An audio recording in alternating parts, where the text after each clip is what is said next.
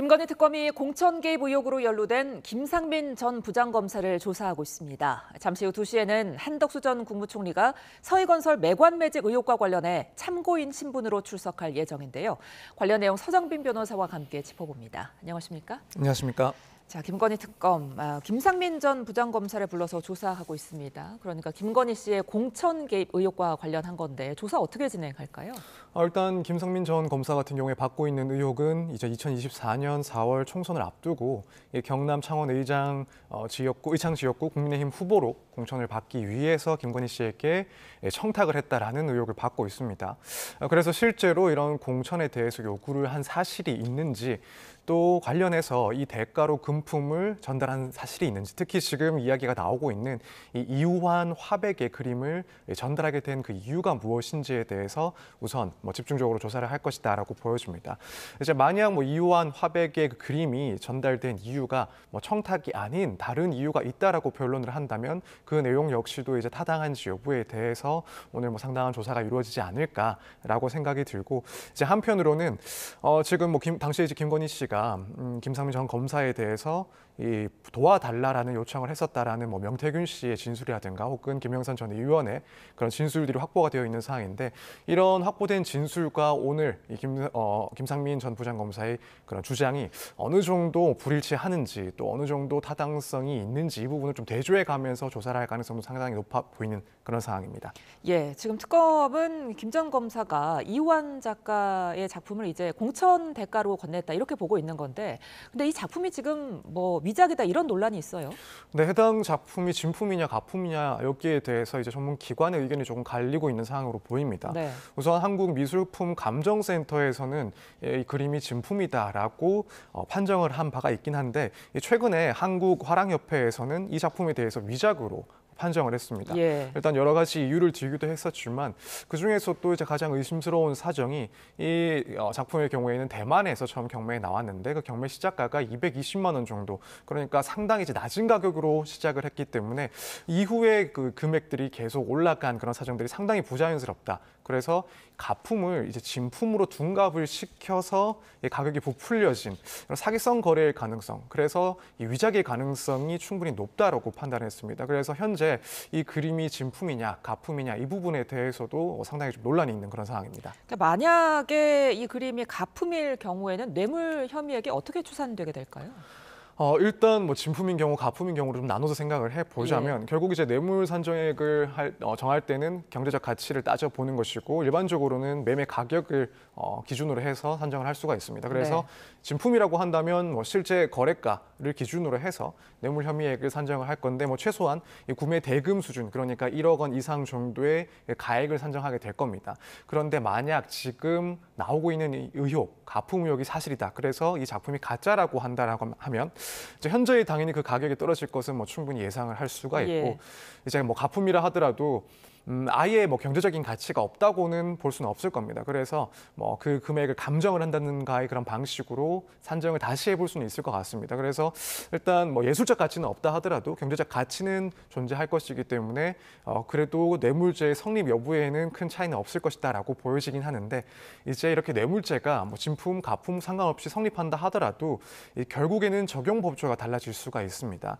만약에 뇌물의 가액이 3천만 원 이상이다라고 판단이 되면은 그때는 이제 특가법이 적용이 돼서 훨씬 중하게 처벌을 받게 되는데, 만약 3천만 원 이하로 판정이 된다, 가품이기 때문에 그 금액이 현저히 떨어진다라고 하면 이런 특가법상 규정을 적용할 수가 없게 되고, 이제 특검에서는 일반적인 그런 뇌물죄 적용 여부를 검토하게 되는, 그래서 추후에 기소가 된다라고 한다면 이 처벌에 있어서도 이제 상당히 차이가 발생하는 그런 차이점이 존재하게 됩니다. 실제 구매가와는 상관이 없는 겁니까?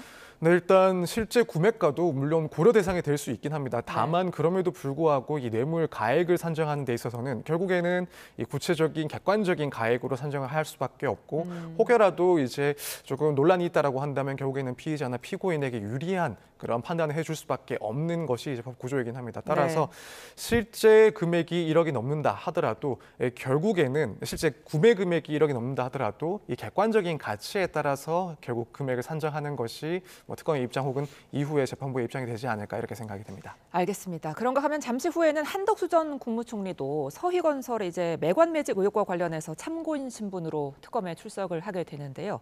어떤 내용에 대한 수사 이루어질까요? 일단 지금 서희건설 측의 그런 뭐 일종의 매관 매직 의혹에 관해서도 이제 한덕수 전 총리에 대해서 조사가 진행이 될 것이다라고 보여지는데 지금 이 내용은 이봉환 회장이 고가의 그런 장신구 등 이런 금품을 김건희 씨에게 전달을 하고 이 사위인 박성근 변호사에 대한 인사를 청탁했다라는 그 사건에 대해서 조사가 진행이 되는 상황입니다. 이제 당시에 박성근 변호사가 임명이 됐던 자리가 국무총리 비서실장 자리였습니다.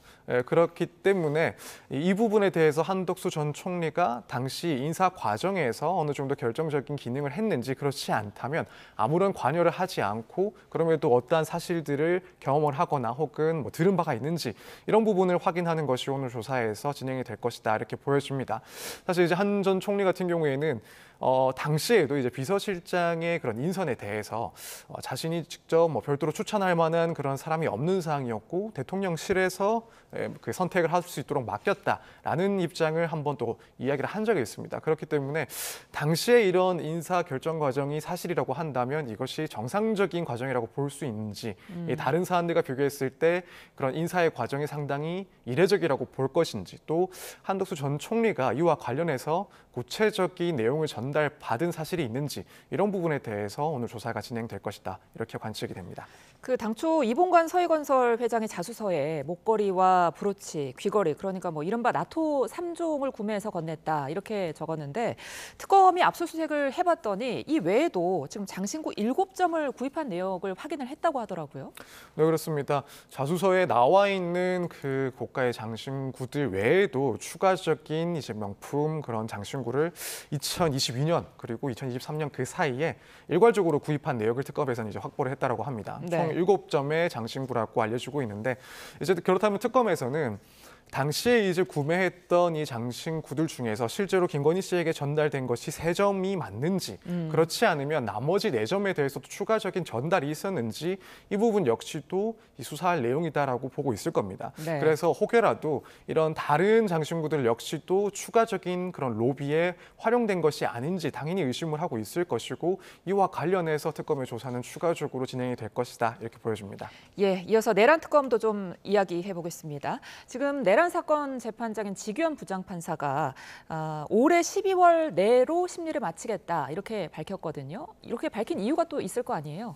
우선은 뭐 실질적으로 그 12월까지 재판을 끝낼 수 있다라고 판단을 할 만한 상황인 거라고는 일단 생각이 됩니다. 왜냐하면 뭐 현재 지금 17차 공판 정도까지가 진행된 것으로 알고 있는데 뭐 이 정도 속도라고 한다면 올해 말까지는 결국 내란과 관련된 혐의에 대해서 특히 윤 전 대통령의 이 사건에 있어서는 충분히 결론을 내릴 만한 시간이 되지 않았나라고 생각이 됩니다. 지금 대부분의 공판 기일에서는 결국 증인 신문들이 진행이 되고 있는 거고 이 초기에 더 중요한 증인들이 신문이 이루어지고 또 결국 후반부로 갈수록 중요도가 조금 떨어지는 증인들의 신문이 이루어지는 경우들이 많습니다. 그래서 이런 상황들, 흐름들을 본다면 결국 이 사안을 판단하기 위해서는 12월까지 갔을 때는 중요한 내용들도 필요한 그런 내용들은 충분히 재판이 진행이 될 것이다 라고 이미 예측을 할 수 있는 시점이 된 것 같습니다. 그래서 이런 점 역시도 당연히 뭐 고려는 했을 거고 한편으로는 이제 워낙 뭐 사회적인 파장이 큰 사건이기도 하고 이 재판부에 대한 일부 여론이나 혹은 일부 의견들에 의하면은 상당히 좀 비판적인 그런 입장도 많이 나오고 있는 상황이다 보니까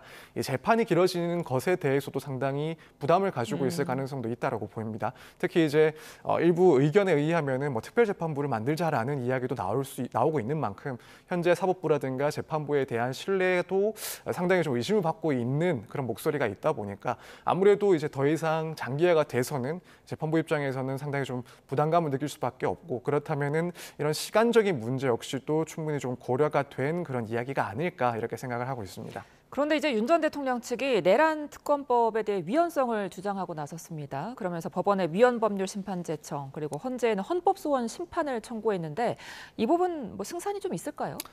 뭐 개인적으로는 사실 승산이 조금 매우 낮다라고 보여지고 있습니다. 예. 일단 뭐 법률 심판 같은 경우에는 제청을 한다 하더라도 결국에는 이제 법원에서 이것이 타당한지를 일단 판단을 하고 결정을 하는 것인데 우선 뭐 지금 재판이 쭉 이어져 오고 있는 상황이고 법원에서 별도로 이 특검법과 관련된 그런 법률들에 대해서 위헌성이 있다라고 판단할 가능성이 현저히 낮지 않나. 그리고 사실 과거에도 이런 특검법들에 대해서 위헌법률 심판 제청이라든가 헌법소원 청구들이 있었긴 했는데 대부분 사실 거기에 대해서는 위헌성이 인정이 되지 않는, 그래서 기각되는 사례들이 뭐 거의 전부였다 해도 과언이 아닙니다. 그렇기 때문에 일단 과거의 사례를 봤을 때는 혹은 지금까지 흘러온 사항들을 봤을 때, 그리고 실제 특검법을 그 구체적인 내용을 들여다본다 하더라도 물론 뭐 정치적인 입장에 따라서 조금 이견이 있을 수는 있긴 하지만 이것이 과연 헌법을 위반했다라고 볼 만한 그런 내용들이 있는가라고 한다면 사실 상당히 좀 의문이 있는 주장이라고 보여집니다. 그래서 이 개인적으로는 이런 신청이라든가 혹은 청구들이 인용될 가능성은 상당히 낮다, 이렇게 보고 있습니다. 알겠습니다. 특검 수사 상황 지금까지 서정빈 변호사와 짚어봤습니다. 고맙습니다. 감사합니다.